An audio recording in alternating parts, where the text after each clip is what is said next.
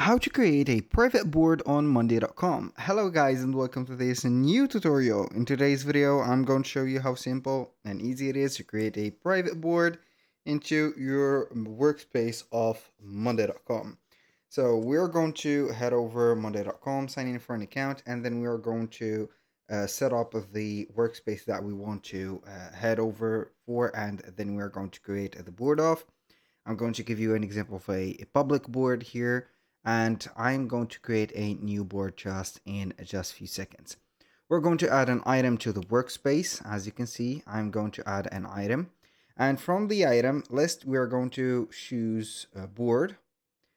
Either you are going to create it, as you can see here, for the board as a new board or with a template. I'm going to create a new board. Now we're going to name the board like here, report, for example, reports. And I want to make that board private. So we're going to have the privacy set up here. Click on private and here it is. So you can go ahead and set up the managing things that you're going to manage on this board, and then you're going to create it just like that.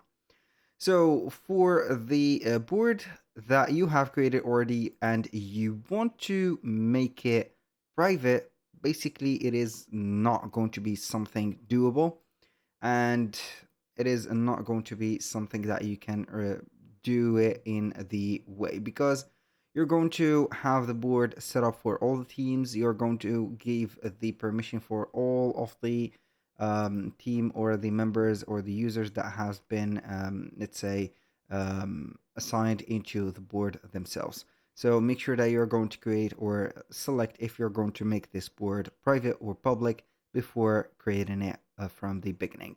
That was all for today's video. Thank you guys for watching. I hope that you have enjoyed the content, and I hope to see you soon on the next one.